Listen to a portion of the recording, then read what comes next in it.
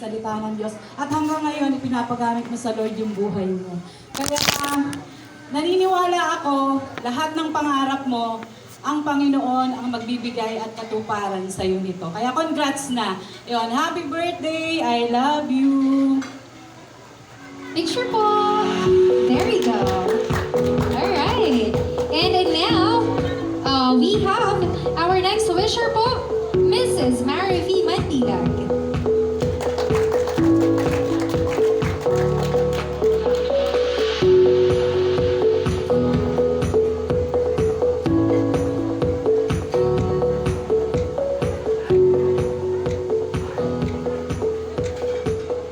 Hi Ate Joyce, happy birthday. Napakaganda mo. Nagulat lang ako kasi napakaganda mo nung may makeup ka. Kasi kahit wala kang makeup, ikaw yung maganda na walang ka-effort-effort na pag dumadating sa church talagang walang ayos. Yung tipong nakalugay lang buhok, tapos iipitan lang. Napakaganda pa rin kahit saan tingnan. Ayun Joyce, yung word of wisdom ko kasi sa'yo, nasabi na ni Tita Des. Yun talaga kasi yan na. Pero sa English version na lang yun sa akin, para yun pa rin. Sa Psalms 37:4, delight yourself in the Lord, and He will give you the desires of your heart. At alam ko naman lahat ng pangarap mo makakamtan mo kasi nga si Lord yung una sa buhay mo. Basta yun, tuparin mo lang yung mga pangarap mo sa buhay at naniniwala kami na magtatagumpay ka. Yun lang. Happy birthday! Alright, thank you so much po. And now, we have Mrs. Mildred Cruz.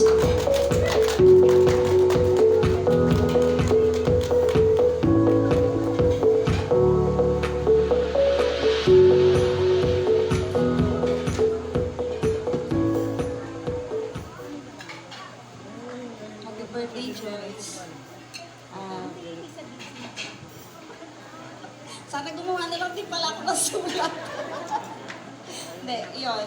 Ang word of wisdom ko sa'yo, yung awit 1B, sabi dito, katulad niya'y punong kahoy sa tabi ng isang batisan, laging sariwa ang dahon at namumunga sa takdang panahon. Ano man ang kanyang gawin, siya'y nagtatagumpay. Yun, alam naman natin na sabi nga ni Pastora Josie kanina, talagang bata ka pa lang, talagang ipinanganak ka na sa Espiritu dahil yun nga, si Pastora ay isang lingkod ng Panginoon. Kaya alam namin na nasa tiyan ka pa lang, talagang puro word of God na yung naririnig mo. Yun, at ngayon, 18 ka na, yung mga pangarap mo, siguro, minsan yung mga pangarap natin, minsan sa isip lang natin, pero sabi nga, lahat ng ginagawa natin, lahat ng mga plano natin sa buhay, isagunin natin sa Panginoon. Sabi nga, nasa taong pagpaplano, nasa Panginoon ang pagpapatupad. Yun, at alam ko kung ano man yung mithiin mo sa buhay ngayon, yung mga pangarap mo. Sabi nga, malakas tayo kay Lord. Kung sino yung, kasi pag alam ni Lord yung puso natin, tao sa puso po natin yung hinihingi natin, ibibigay ni Lord. At alam ko na talagang number 1 sa puso mo si Lord. Dahil kanina lang sa awitin natin ay talagang sobra. Talagang inuukol mo sa Panginoon yung buhay mo, kung ano ka ngayon. Talagang sa Panginoon mo ibinabalik. Kaya, happy birthday, Joyce. At alam ko na si Lord yung magdadala sa'yo sa tagumpay balang araw. Happy birthday, love you. Picture po. Alright, and now we have our next wisher, Miss Christina Figueroa. Miss Christina Figueroa.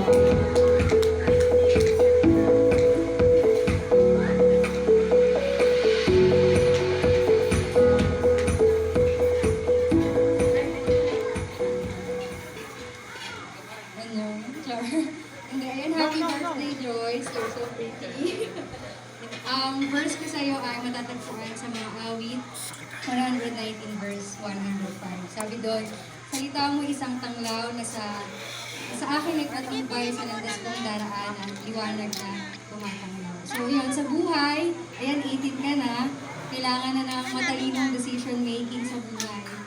At lagi mong i-consider kung ano yung sinasabi ng salita ng Diyos sapagkat kapag guided tayo ng Lord at yung kalooban ng Panginoon yung sinusunod mo sa buhay mo, rest assured na ililid tayo ng Panginoon sa kung ano yung best para sa atin. So yun, happy birthday, I love you.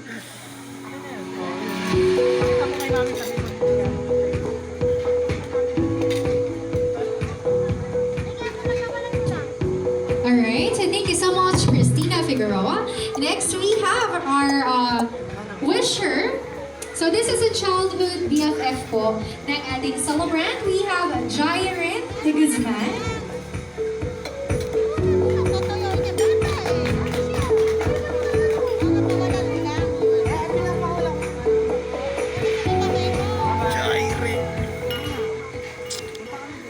And happy birthday, Joyce. So, yung prayer ko sa'yo and yung word na rin na galing kay Lord ay sa Numbers 4:24 to 26. The Lord bless you and keep you. The Lord make His face shine upon you. The Lord uplift His countenance upon you and give you peace. Alam ko na yan, kailangan mo yung word na to na sa susunod na journey mo as a college girl. Alam ko na grabe yung favor, yung grace ni Lord sa buhay mo. At yun nga, yung prayer ko sa'yo, sabi ko sunod yung will ni Lord sa buhay mo at yung, yan nga, yung last Sunday, di ba? Ang prayer ko talaga na yun. Ngayon ko lang kita narinig na kumanta at nawa, yan, mabalik na nga yung pagbaba kapag sa susunod, di ba? Worship lead para tayong tatlo nila daw sa, patuloy na ginagamit ni Lord. At yan nga, at ito naman din yung, sunod ko na po yung kay Doc, para isang salita mo. Ito po yung message ni Doxa for you and happiest birthday, Joyce. Ang prayer ko sa'yo ay patuloy ka pang gamitin ni Lord sa ibang ministries and mas malalim na relationship with the Lord. Enjoy your day-to-day kasi deserve. Mahal kita palagi kahit madalang tayong mag-usap, but know that I'm always here for you. I love you and God bless you. Sana talaga ngayong malalaki na tayo, magkaroon pa tayo ng mas madami pang bonding kasi nga po yun. Parang ngayon lang po kasi talaga kaming magkasama ni Joyce ng matagal, yung last Sunday, tapos ngayon pong Sunday. At yan nga, mas maging close pa ulit at yan lumalim din sa pagkakilala kay Lord. Yan lang po, I love you, happy birthday. Alright, thank you so much. So, nirepresent din po ni Jairen si Doxa Kiringan. Okay, so she also read the message po ni Doxa. Alright, and now, we have cousins po sa mother side or cousins sa mother side, Miss Ivy Valerie Hoson. Okay, now we have Jaira, are you ready? Okay, now we have Miss Jaira. Paano ba kasi i-pronounce to? Jaira, Michelle, ano ba? Hoson. Ayan. Yan, happy birthday, Joyce. May pinapasabi rin si Ivy. Yan, sabi niya, happy 18th birthday, Joyce. Sana mag-enjoy ka today. I wish you a happy legality, good health, and wonderful memories to look back to. Sana ma-achieve mo lahat ng goals mo in life, ma-experience at makuha mo yung mga bagay na deserve mo. And always remember that you are loved. Nag-iisa ka lang, kaya many people are grateful to have you. Happiest birthday, Joyce, and have a blast. We love you. Yan, so, kinakabahan ako. Si Doxa at si Ivy nagborakay di tayo si Mama. So, ako naman, happy birthday, Joyce. Mahal kita, alam mo yan. And so, I pray na in God's will and in God's perfect time ay ma-achieve mo yung desire ng puso mo and ma-achieve mo yung pangarap mo. Yan, then bawas-bawasan na natin yung pagiging toyoin nating dalawa. Sa dami pa naman kasi ng pagmamanahan natin, bakit si Papa? Yan, so happy birthday, enjoy your day, we love you. Alright, thank you so much. Okay, and now we have churchmate and ito po ay parang sister na po ng ating celebrant. Okay, so we have architect Yvette Lane Mandiag.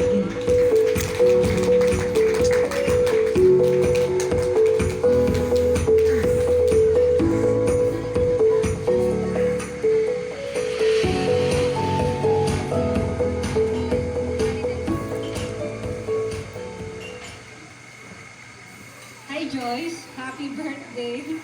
Ito yung verse ko for you. Proverbs 3 verse 5 and 6. Sabi dito, trust in the Lord with all your heart and be not on your own understanding. In all your ways acknowledge Him, He shall direct your path. So, ngayon kasi na 18 ka na, you will be doing maraming decisions in life and you will acquire more knowledge, lalo na kapag nag-college ka na.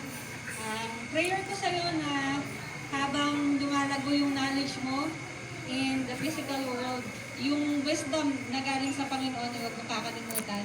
Dahil yun yung magtatama ng landas na tatahakin mo sa buhay. Yun. Happy birthday! I'm Holy is here for you. I love you. Alright, thank you so much, Yvette. And then now, again, we're now about to call on stage the sister of our celebrant, Hannah Jemima Cruz. Ayan, Joyce, are you ready? Si Joyce yung tinanong. Pagkakataon ko na po ito. HBD. Kasi mahaba na sinabi ni Tita Meet. Happy birthday. Masasabi ko lang sa'yo, mas maganda pa rin ako. Hindi po, totoo na po talaga. Happy birthday. Hindi ako iiyak nito. Ang prayer ko ay, at ang wish ko sa'yo, ang payo ko sa'yo, lagi mong unahin si Lord dahil kapag inuna mo si Lord, everything will follow. At mahalaga na inuuna natin ang Panginoon kasi wala rin naman tayo sa ganitong kalalagayan at wala rin halaga ang maraming bagay kung wala tayo sa Panginoon. At lubos na ipagamit kay Lord yung buhay mo dahil alam ko marami kang talents. Yee! At yun, kung sa kasipagan po ay wala pong masasabi kay Joyce. Ayan, inangat na kita Yan. Pagpatuloy mo lang yung kasipagan mo dahil masipag ka. At yun, proud ako sa'yo dahil masipag ka. Salamat dahil lagi mo akong pinaghuhugas ng pinggan. Tapos, ano pa ba? Lagi mo papakainin si Kobe, huwag mong gugutumin. Tapos yun, madali kang patawanin, pero madali ka rin inisin. Kaya ang wish ko sa'yo, huwag ka nang masyadong moody. Dapat kalma lang. Yun, enjoy life. Enjoy life serving the Lord. Enjoy mo lang yung buhay. Nandito lang ako lagi for you. Pero wag lang sa finances. Kay Lord ka humingi, wag sa akin. So yun, happy birthday. Mahal ka namin. I love you so much. Alright, so thank you so much. Ayan, nakahinga ka na ba ng maluwag, Joyce? Okay, so actually, this last two messages that we have, ito talaga yung pinaka-iniintay ko tonight. Okay, so may may kaba moment nung magsasalita si Hannah, tama ba? Wala namang paglaglag na naganap. Alright, and this one, Mommy, are you ready? Okay, now, may we call on stage, Mommy Pastora Noemi Cruz.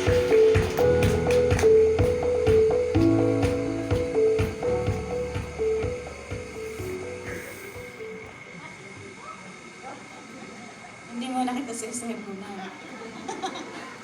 And Joyce, birthday mo ngayon. Dahil birthday mo ngayon, payag na ako mas maganda ka.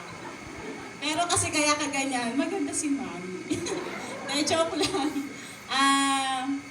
Alam mo na yon. Sabi niya, Mami, mag-ingat ka sa pagsasalita mo. Hindi, ang word of wisdom ko sa'yo ay simple lang pero napakahalagang gawin. Gawin mong top priority si Jesus sa buhay mo. Kasi, di ba sabi nga sa Matthew 6:33, lagi natin siyang unahin, ang kanyang kahari at katwiran, at ang lahat ng bagay idaragdag niya sa iyo. So, hindi mo na po problemahin yung lahat ng bagay Basta si Jesus lang lagi yung priority mo sa buhay mo.